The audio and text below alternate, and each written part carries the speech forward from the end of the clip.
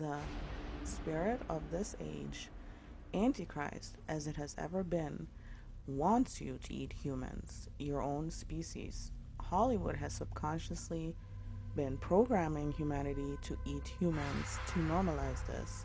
And they have been so successful desensitizing you that I came across a video that asked the question, why is cannibalism wrong? 10, even 5 years ago, this would have been such an outlandish, unheard of question. Really? What makes it so wrong? Let's begin.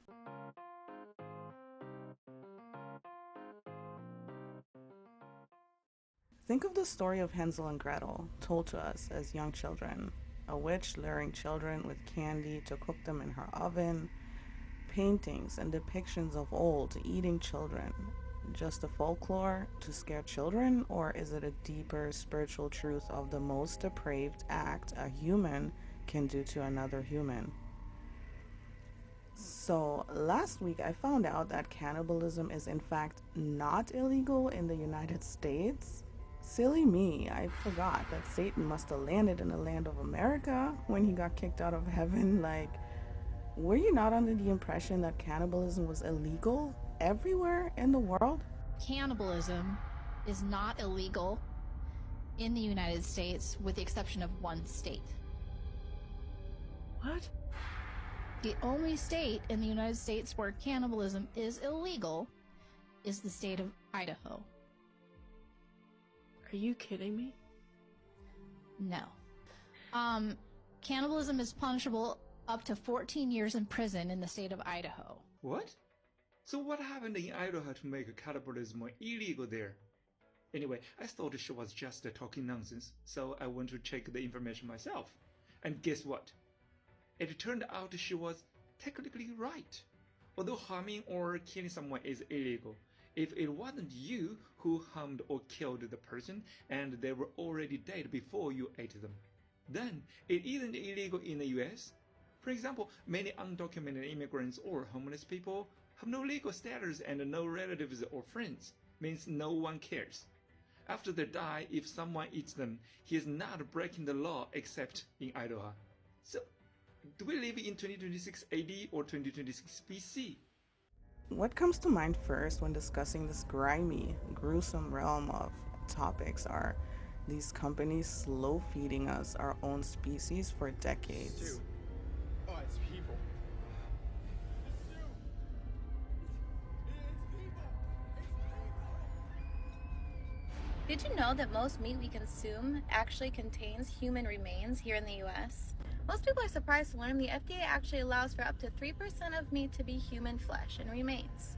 That means if a person were to eat 300 meats, they would consume one whole human. Or putting certain things in needles with quotation mark medicine, right? Last time I checked, Jesus said, love your neighbor, not eat your neighbor. Okay, so as I'm contemplating the history of cannibalism and where it could have possibly started, I mean, it's dang near impossible to pinpoint because, humans have always been wicked. It hit me hard. Something I knew but had forgotten, like something I had read suddenly jumped to the forefront of my universe, that is my brain. The Nephilim. If you have read and know the account of the Nephilims, this is where human meat consumption erupted, y'all. Fast forward to the modern, missing people, diseases, wickedness is being normalized. Why? Cannibalism has long been woven into music and entertainment because it has been a real thing since Bible times. In the Bible times, God was accusing parents who were starving of eating their children. And this was real popular in ancient times. If you look back, like in the Asian cultures, the young ones would offer their body parts to preserve the life of their elders, and they did this happily. If you know about the mummies all over the world that disappeared, that is for a reason. Ground up human remains called mumia were prescribed as a miracle cure for headaches and stomach aches. But they didn't just eat them, they painted with them.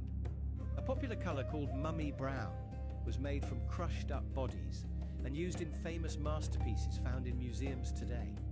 They only stopped making it in the 20th century because manufacturers literally ran out of mummies. Why did people start eating mummies? Ew! What? The royal and social elite eating mummies seemed a royally appropriate medicine, as doctors claim mumia was made from pharaohs. Royalty ate royalty. Oh my god. By the 19th century, people were no This is longer the most- consuming mummies to cure illnesses, but Victorians were hosting unwrapping parties where Egyptian corpses would be unwrapped for entertainment at private parties. Oh god, it's so bizarre. These practices of old have been finally revealed and this network exposed as of late. It's on everyone's lips, like, why are they eating babies? And what does it have to do with God or the devil? Didn't Jesus demand something similar of his followers? I'd like to say something to you, the audience, at this point. Learn to hear the Lord for yourself, because that is, number one, so necessary with all the deceptive voices out here, and two, you'll be able to directly ask him questions like this and he won't judge you like I would. Because what? People are seriously asking why cannibalism is immoral. He will answer you in a way you can understand, and he's trying to help you. So this is what I encourage you to do. Back to the video. There are actually more movies and series in pop culture that have cannibalistic themes than you would think. The Green Inferno, The X-Files, We Are What We Are, the movie Fresh, Raw, Delicious, Neon Demon, and of course The Simpsons are a forerunner for all of this, if y'all remember. My finger! My poor delicious finger. Oh, wait a minute. I can't eat my own finger. It's unholy. Medium rare. Mochi girl myself. Really? It tastes like I'm eating a dead body, like chewing the skin. Like this video so it can reach other people like you. You know, imagination is a gift of God, so you could envision the end result of something and decide, like, I want to go there. The way the movie industry reverses this into all their movies, having a dark message, a satanic frequency to take your imagination into something continuously evil and low vibrational, into things that shouldn't be floating around in your memory at all. As you know, the brain cannot differentiate between something you're reading, watching, or actually doing in that moment. Just like how the show Dexter justified killing, films like Corporate Animals attempt to justify eating human flesh. It asks the question, at the brink of starvation, would I do it? It's actually much easier to eat than the horse. I agree with you. You know, it's much more tender. I think Agreed. there was the 12 days on the brine. I think for me it's a reminder that we are meant to eat long pig. Tender. It's a tribute to. We're getting to push the boundaries. I mean, They come into it, but culinary experiences right now so exciting. That if you don't want to offend them, I'd say just down the head. Yeah. Come on, use your fingers. But also waste not, want not. I mean, food scarcity and all that kind of stuff. So, sooner or later, we're gonna have to make a hard choice about what to do with that body. She's right. Brandon's getting ripe. Ew. He's not a piece of fruit, people. TV shows and movies like this are strategic spiritual pollution and serve to darken the human spirit. The Santa Clarita Diet show or movies like Fresh, Kingsman, Golden Circle are not the first to do this, but I would say the most bold. They get you into the mindset, if this was me, would I do it? And notice how delicious they make that burger seem in Kingsman. It's beautiful, isn't it? Not that. This. The sun is out, the sky raining in my heart.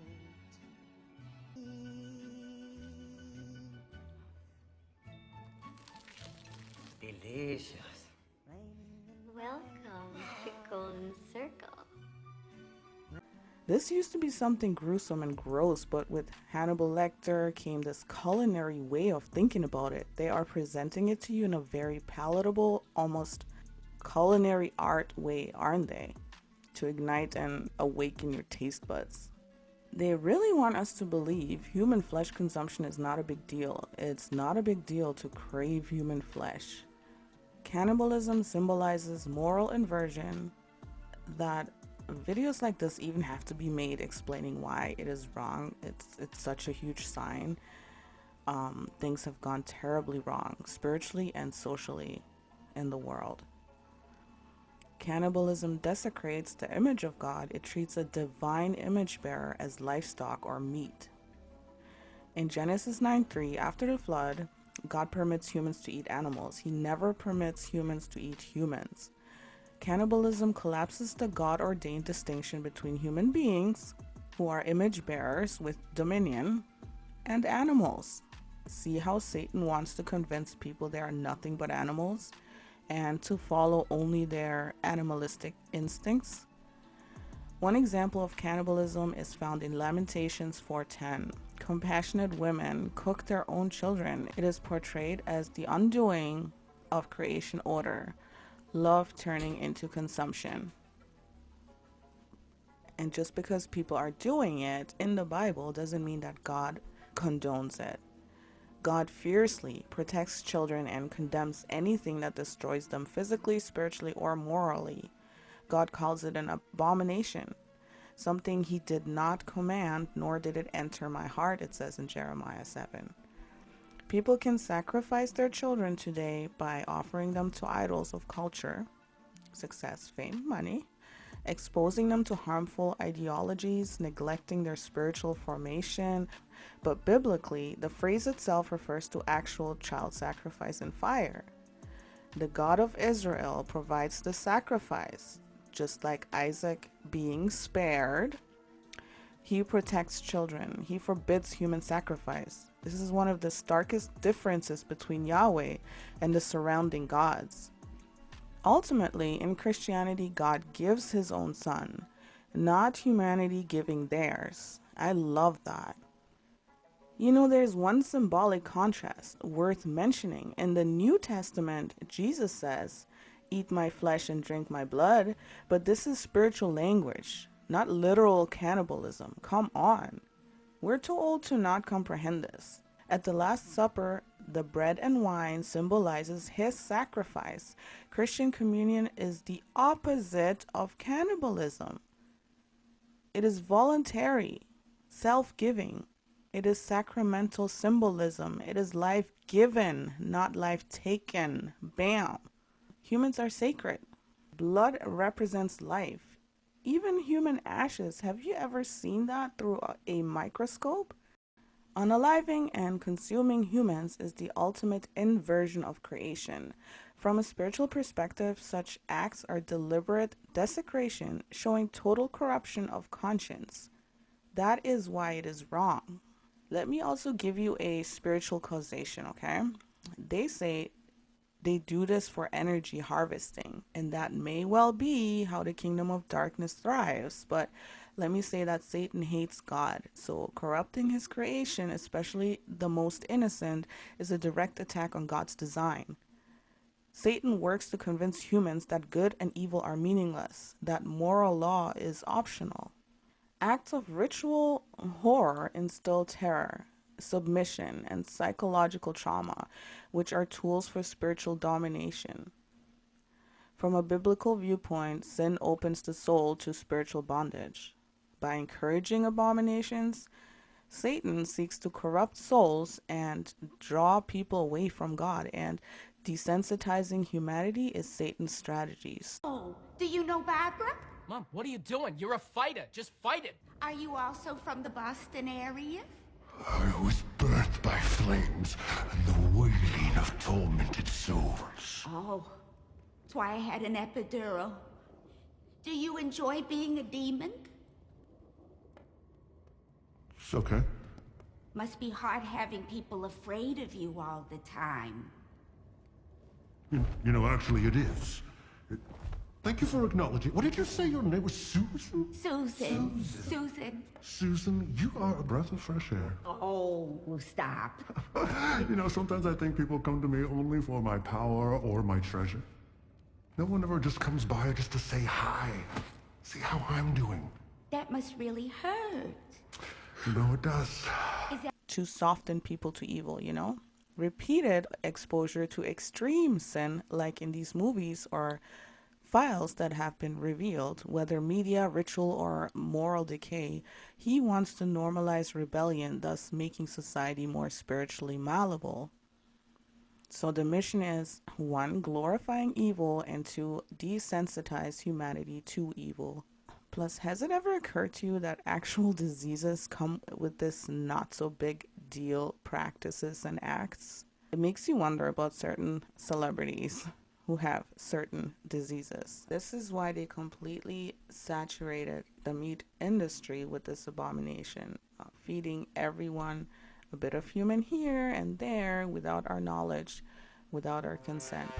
I would say this gives spiritual warfare a whole new flavor. So at this point, pray over your food loved ones.